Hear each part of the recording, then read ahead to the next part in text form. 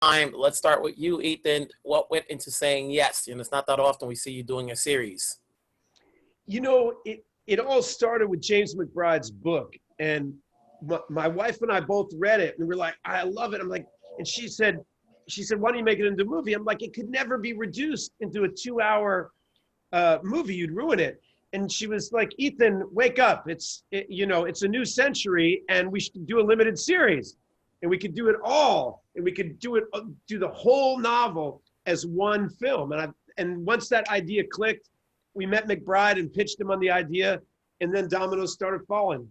And Josh, obviously you have the bigger take, which everybody's going to be wondering, like, how'd you get involved with this one? What's your answer? Well, I got involved with this one when my agent sent me the role first off in around last year of March or February. And I started the auditioning process and went through many callbacks. And that's when I got the call around May, and they said I was the one. And that's where the Good Little Bird journey really began. This is a satire. We know that. We have to sell that, So how did you best play? How would you best describe the characters you're playing, and then best playing him? Obviously, there's the research into John Brown, but Josh, you're playing a new character. How would you get into those characters in order to play it well?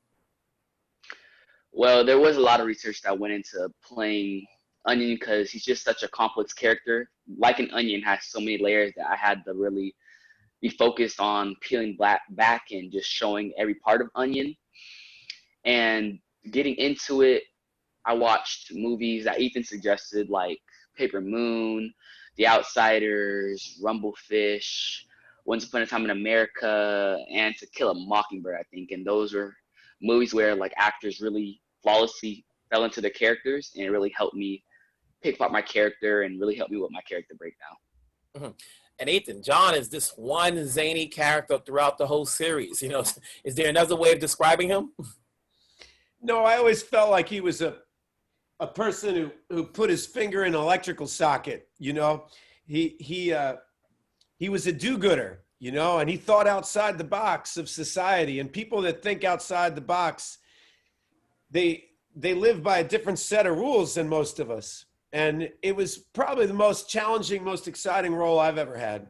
Obviously there's going to be some questions regarding like, well, how's this guy, black character, playing a female, and how is it that John does not know it throughout the whole series, at some point, and how is it that the Onion is living throughout a bunch of guys and no one else is feeling it, What's your answer to that as far as why John just never gets a glimpse as to who Onion really is? Well, it's a really good question, but one of the points that McBride gets at is that we don't really look at one another. One of the things that happens throughout the show is every black character knows it's a boy in a dress, and all the white people just see the dress. They just see the skin. They don't see the person, and that's one of the jokes that McBride is kind of milking, is kind of twisting you a little bit about how most of us don't look very deeply at even people we're close to. Josh, there's a lot of history in some of these episodes. Obviously, we're introduced to, Frederick Douglass and Harriet Tubman. How much did you go into when you were filming these episodes as far as knowing your history? Well, I was lucky to have a really good U.S. history teacher in my 8th grade year. And so I knew tons about Harriet Tubman and Frederick Douglass and really all the historical figures in the show. And so I didn't really have to go too deep because I already knew a lot about the characters. And so it was just more so trying to get that connection with Onion to those historical figures. When this show comes out, obviously we're in the middle of the start of the fall season, and a lot of shows are out there, and sports are coming back on, and because we're home now, there's a lot for us to watch on TV. What do you think is the sell to watching The Good Lord Bird? Well, it's one of the greatest novels of the last 20 years. It's a major work of art, and we put all the blood, sweat, and tears we could, not just Joshua and I, but a couple hundred people you know, impaled themselves in the summer heat to tell you this story. And we put a ton of love into it. You know, one of the things that when you meet James McBride, even if you meet him through his writing, there's so much love. It's just this force, this wave of love that can be very healing when you read his work.